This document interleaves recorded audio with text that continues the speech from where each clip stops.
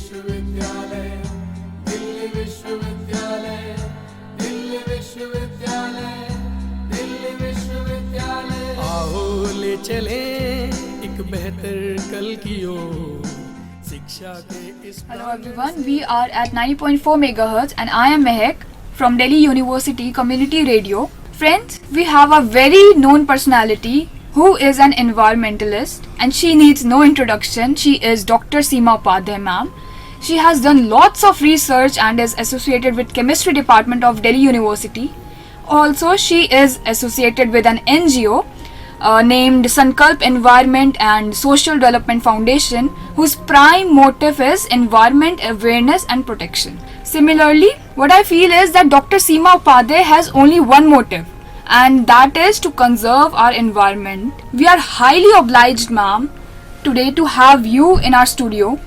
Not only she is associated with college societies and seminars based on environment conservation, the biggest achievement of her is that she has written a book named Paryavaran Sanrakshan Chunotya Evam Upay.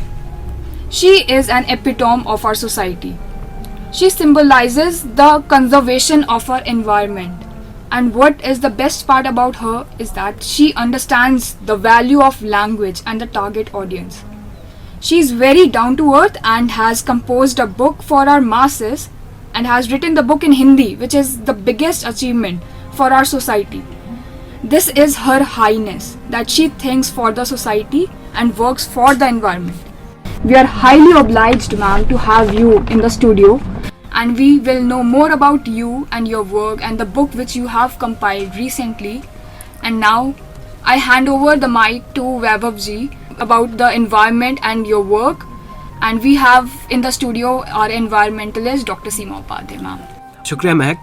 Ma'am, सबसे पहले तो आपको बहुत सारी शुभकामनाएं DUCR की तरफ से कि ये एक अपने आप में अचीवमेंट है, उपलब्धि है कि हिंदी भाषा में आज तक पर्यावरण को लेके जो कुछ अचीवमेंट्स थी, जो उन पे लिखे गए आर्टिकल्स थे, पेपर्स थे, वो ज़्यादातर इंग्लिश भाषा में थे, जो एलीट क्लासेस तक ही पहुँच के रह जाते थे। लेकिन ये आपकी किताब हिंदी भाषा में, जैसा महक ने बताया, तो ये जब किताब की शुरुआत हुई, आपने लिखने का एक आइडिया होगा आपके दिमाग में, रफ ड्राफ्ट आया होगा, तो इसका उद्देश्य क्या था, कैसे इसकी शुरुआत हुई इस किताब की? हाँ, धन्यवाद वैभव। हाँ, इस पुस्तक की रचना का मुख्य उद्देश्य यही है कि 21वीं सदी में बढ़ते प्रदूषण की जो मार है और पारिस्थितिकी संतुलन और पर्यावरण के सुधार को ध्यान में रखना बहुत जरूरी है। तो उसको ध्यान में रखते हुए पर्यावरण संरक्षण को एक चुनौती के रूप में हमें लेना पड़ेगा और इसके साथ साथ जो वैकल्पिक ऊर्जा है उसकी उपयोगिता के बारे में भी हमें विचार करना पड़ेगा। तो उसके ही संदर्भ में ये किताब लिखी गई है और इस किताब में मैंने जो प्रकृति के साथ जो अन्याय हो रहा है, जो शोषण हो रहा है प्रकृति का, उसमें हमारी भूमिका क्या है, उसकी दशा और दिशा दोनों को दर्शाया है और साथ में पर्यावरण संरक्षण के हर एक पहलू का वर्णन किया है, जो बहुत जरूरी है ये संरक्षण। तो यही इस पुस्तक की रचना का मुख्य उद्देश्य है। मैम, एक और चीज़, जब इस किताब को, जैसे कि मैंने पढ़ी है ये किताब, हालांकि मार्केट में भी आनी है इस किताब को, एक चीज़ हमने देखी है कि जब आज हम पर्यावरण की बात करते हैं, हमें लगता है ये 21वीं सदी की समस्या है, लेकिन ऐसा कुछ नहीं है। ये समस्या काफ़ी टाइम से है। आप जब से औद्योगिकरण शुरू हुआ, चाहे वो यूरोप में रहा हो या फिर अब धीरे धीरे एशियन कॉन्टिनेंट में आई हो चीज़ें, एक जो सबसे बड़ा परिवर्तन हुआ है वो ये हुआ है कि जो एनवायरनमेंट के बेसिक कंपोनेंट्स थे, उनमें चेंजेस आने लगे हैं, वो प्रभावित हो रहे हैं। बिल्कुल, इसके बारे में किताब। प्रौद्योगिकीकरण के इस युग में तकनीकी का, विज्ञान का विकास बहुत ज्यादा हुआ है और इससे पर्यावरण किस तरह प्रभावित हुआ है, इस पर हमें सबको विचार करना बहुत महत्वपूर्ण है। क्योंकि वातावरण में क्या होता है, बहुत सूक्ष्म से सूक्ष्म परिवर्तन भी अगर आता है तो उसके दीर्घकालीन और बड़े लार्ज स्केल पर उसका जलवायु परिवर्तन के रूप में उसका प्रभाव हमारे सामने आ रहा है, जिसकी वजह से आज हवा, पानी, मिट्टी, ये सारी चीज़ें, ये मुख्य घटक हैं जो पर्यावरण के हैं, प्रकृति के, ये सब जो बुनियादी आधार हैं, ये इनका अस्तित्व है, ये खतरे में पड़ रहा है इस वजह से।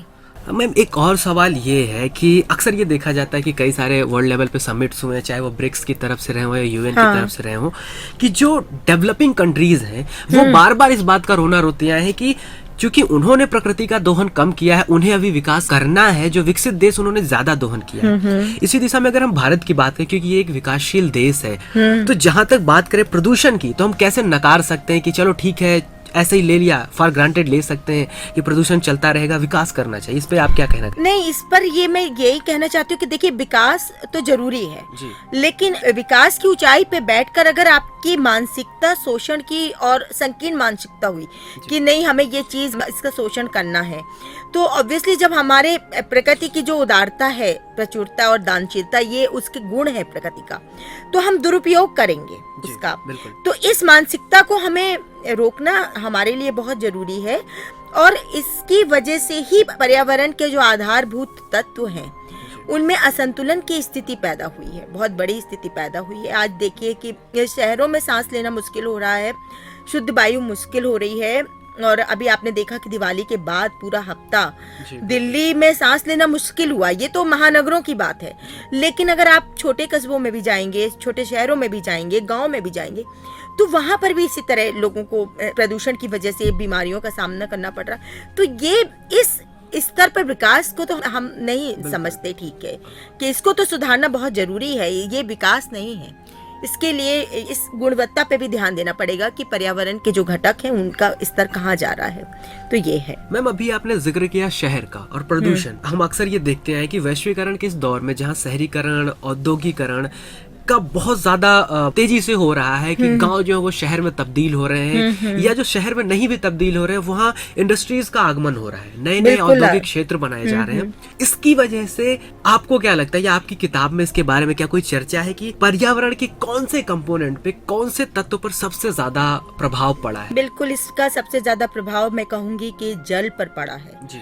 हाँ, जो औद्योगिकरण या शहरीकरण जो हुआ है उसका सबसे ज्यादा जो दुष्प्रभाव है वो नदियों पर पड़ा है। मैंने किताब में जिक्र भी किया है कि एक सर्वेक्षण के अनुसार हमारे देश की सतह का जो 80% से ज्यादा जल है वो प्रदूषित हो चुका है, नदियां प्रदूषित हो चुकी हैं। यहाँ तक कि हमारा जो भूजल का स्तर है, एक तो वो नीचे गया है, साथ में उसमें प्रदूषण की भी मात्रा बढ़ती जा रही है। तो इन सब का प्रभाव मैं कहूंगी कि जल पर ही ज्यादा पड़ा है। मैम, ये बहुत अच्छी बात आपके इस किताब की खासियत हो सकती है कि ये जो जिक्र किया गया है कि जो सबसे बड़ा कंपोनेंट जिस पे प्रभाव पड़ा है वो जल है, और आपने अभी रैशनल डेटाज भी बताया कि लगभग 80% जो जल है वो प्रदूषित है। तो जाहिर तौर पे इसी जल के बाद सिंचाई होती है या और सारे हम अपने यूजेज में ले रहे हैं। नदी का पानी घरों का फिल्टर होकर सप्लाई हो रहा है। तो ये जो प्रदूषित जल है, इससे क्या आसपास की जमीन प्रदूषित हो रही है? इस पर भी कोई विचार आपकी किताब में? बिल्कुल वैभव, जल प्रदूषण की वजह से भूमि का भी प्रदूषण बढ़ा है, भूमि भी प्रदूषित हुई है। और अगर हम बात करें तो हमारे देश में कुल 32 करोड़ 90 लाख हेक्टेयर भूमि है जी। और उसमें से 17 करोड़ 50 लाख हेक्टेयर जमीन जो है वो प्रदूषित हो चुकी है। तो ये भूमि प्रदूषण का भी इस पर प्रभाव पड़ा है। और भूमि प्रदूषण के लिए सबसे ज्यादा हमारे यहाँ जो जैविक और अजैविक दोनों कारण जिम्मेदार हैं, जिनमें हमारी मानवीय गतिविधियां जो है, इस वजह से तो भूमि प्रदूषण का जरूर ही प्रभाव पड़ा है जल की वजह से। मैम, कुछ एक और सवाल है आपकी किताब से जुड़े हुए, हमारे साथ कुछ और लिसनर्स हैं। हाँ, बिल्कुल। प्राची इस दिशा में हमारे साथ मौजूद है, वो आपसे सवाल करना चाहते हैं, अगर इस किताब में क्या कुछ खास है? प्राची।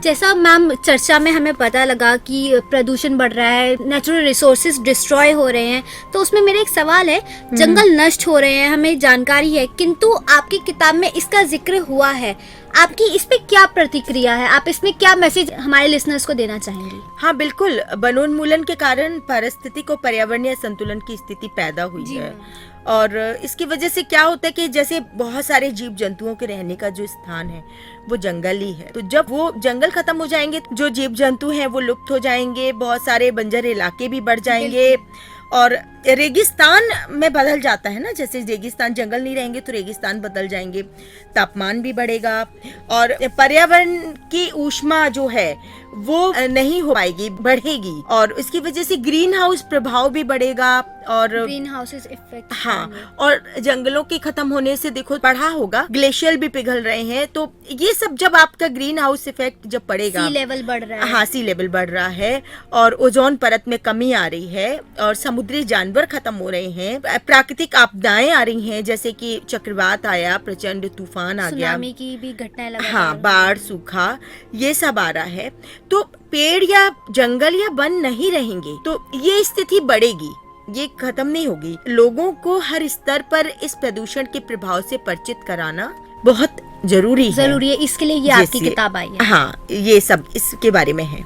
मैम, जैसे पहले समय में पर्यावरण के प्रति सामाजिक चेतना को धर्म से जोड़ा गया था, हाँ, जिसका दुष्परिणाम नदियों के धार्मिक स्थलों पर प्रदूषण चरम रूप में अब आ गया है। हम नदियों को इतना प्रदूषित करते जा रहे हैं धर्म के नाम पर कि हम कोई त्योहार आता है तो कोई मूर्ति विसर्जित कर दिया, जिससे केमिकल्स वाटर लेवल में आता जा रहा है। तो आपका उस पर क्या प्रतिक्रिया है? इसको यही है कि ये भी एक बिगड़ा हुआ रूप है। देखो, पहले के टाइम पे जो हमारी सामाजिक चेतना थी उसका धर्म के साथ संबंध बहुत अच्छी तरह से उन्होंने समझाया था, क्योंकि हमारे जो पहले के संस्कार थे, जी जी, हाँ, उसमें था कि प्रकृति के प्रति हमारा सम्मान था। जैसे कि हमेशा से मूर्त या अमूर्त रूप में मनुष्य ने पृथ्वी हुई, जल हुआ, वायु हुआ, आकाश, सूरज, चंद्रमा, ये सब चीजें हैं, वृक्ष हुआ इसमें शामिल है, या पशु पक्षी हैं, तो इनको प्रकृति के साथ मिलकर देखा था। जी जी। पहले जैसे वैदिक काल में हम आरती करते थे या हम प्रार्थना करते थे तो हम उसमें कहते थे कि हे पृथ्वी या हे जल, औषधि, वनस्पति, आप हमारे लिए शांतिप्रद हो। लेकिन क्या हुआ, जैसे अभी बोला, कुछ दशकों से ये मान्यताएं दुष्प्रभाव, कुरीतियों के रूप में आगे बढ़ी हैं, जी। जिनकी वजह से क्या हुआ कि धार्मिक अनुष्ठान हुए, पूजा पाठ हुए, उनमें प्रकृति को लगातार नुकसान पहुंचाया गया है।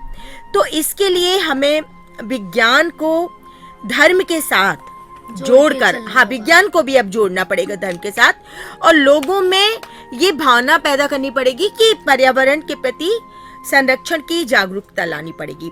दूसरी बात ये है कि लोगों को भी अंधविश्वास में नहीं बदलना, लोगों को ये देखो, अभी कुछ समय पहले की ही बात है, आज से 10-15 साल पहले की बात है। ज्यादा शाम को अगर मैंने ये कई जगह बोले कि हम एक अगर तुलसी का पत्ता भी तोड़ते थे तो हमारे घर में माँ, नानी वगैरह ये मना कर देती थी कि नहीं, ये पूजा पाठ से रिलेटेड है, इनको शाम को 6 बजे के बाद इनकी आरती होनी है, इनको तोड़ना नहीं है। लेकिन आज हम लोग पूरे पेड़ के पेड़ उजाड़ रहे हैं, जंगल के जंगल खत्म कर रहे हैं।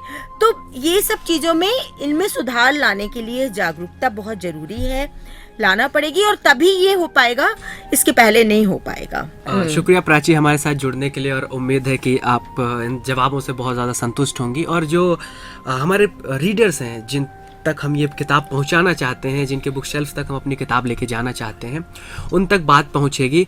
हमारे साथ एक और हमारे सहयोगी मौजूद हैं, अमन, उनके भी कुछ सवाल हैं। अमन, आपके क्या सवाल हैं? बहुत बहुत शुक्रिया वैभव जी। मैं पूछना चाहूँगा इस चर्चा को, जहाँ तक मैंने अभी जाना है, परखा है, जितना सुना है, यहाँ पर आपके विचार, प्राची के विचार, और यहाँ पर हमारी जो मैम है उन्होंने जो इतनी अच्छी बुक लिखी है सोसाइटी के लिए, वो बहुत, सबसे पहले तो उनको एक कांग्रेट्स की वो ऐसी एक अच्छी जो है शुरुआत करने जा रही है। और मेरा सवाल ये है कि इस जागरूकता में कि मीडिया कहाँ है, मतलब मीडिया का भी एक जो रोल है। बिल्कुल बिल्कुल, मैम स्थिति साफ करें कि आपके किताब में इसका क्या जिक्र है कि मीडिया का क्या रोल है और कितनी अहम तरीके से अपनी भूमिका वो निभाने में सक्षम रहा है या कुछ फेलियर है? किताब में तो मैंने मीडिया का नहीं लिखा है कि, लेकिन हाँ, पर्यावरण के संरक्षण की जागरूकता में मीडिया का बहुत बढ़िया रोल है। देखो, क्या है कि पर्यावरण संतुलन के कारण जब हमारा अस्तित्व का संकट बड़ा है और प्राचीन संस्कृति की अवधारणाओं को अगर हमें दोबारा से फिर से जीवित करना है, तो विज्ञान के साथ, जैसे अभी बताया, तो लोगों में चेतना और जागरूकता लाने के लिए मीडिया की भूमिका बहुत बड़ी हो सकती है। और अच्छा है कि आज मीडिया पर्यावरण संरक्षण के विषय पे अपनी सक्रियता दिखा रहा है। हिंदी, अंग्रेजी या हर भाषा की पत्रिकाओं में आप देखिए कि प्रदूषण की समस्या, पर्यावरण को सुरक्षित रखने के लिए या संतुलित रखने के लिए ऐसे विषयों पर लगातार उनकी सामग्री प्रकाशन की जाती है। लोग कर रहे हैं अपने अपने पेपर में, कॉलम अब तो बन गए हैं लोगों के पर्यावरण संरक्षण को लेके। और फिर भी इसके अलावा भी लोगों की छोटी छोटी सोच बदल कर हम प्रदूषण की समस्या को जड़ से खत्म कर सकते हैं। और इसके लिए हमें युवाओं में इसकी समझ बढ़ानी होगी कि मीडिया भी इसको लगातार, टेलीविजन में संरक्षण पर्यावरण को लेकर चर्चाएं चलने लग गई हैं, लोगों में समझ बढ़ती जा रही है।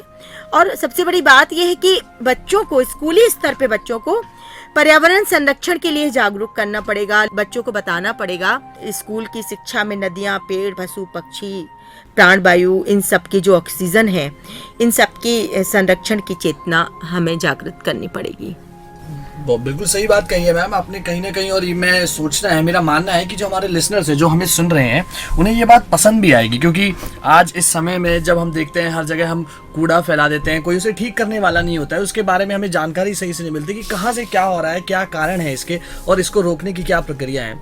जो आप अपनी पुस्तक के थ्रू हमारे जो इतने भी श्रोताओं हैं, जो रीडर्स हैं, जो इंतजार कर रहे हैं आपका कि आपकी किताब कब आए और कब उन्हें पढ़ने को मिले, एक सवाल मैं आपसे फिर मैम पूछना चाहूँगा कि हाँ, स्वच्छ भारत अभियान से जो ये आपकी पुस्तक है वो जुड़ी हुई है, आप इस किताब का विद्यार्थियों पर क्या असर पड़ेगा, कि आप उनसे कैसे इसको रिलेट कर सकते हैं कि वो किस तरह की समझेंगे कि हाँ ये उनकी जिंदगी में भी इतनी ही जरूरी है, विद्यार्थियों को क्या अहम भूमिका रहेगी इसमें? हाँ बिल्कुल, मैं बताना चाहूँगी कि देखिए क्या है कि जैसे प्रदूषण और गंदगी है, तो इसके कारण एक ये प्रभाव ये है कि पर्यावरण में ग्लोबल वार्मिंग बढ़ रही है या जलवायु परिवर्तन के प्रभाव आ रहे हैं। वैसे ही स्थानीय स्तर पर भी बहुत सारे बदलाव और समस्याएं हमारे सामने आ रही हैं, और उनको भी पर्यावरण के बदलाव के साथ मैं जोड़ूंगी जो स्थानीय स्तर पे आ रही हैं।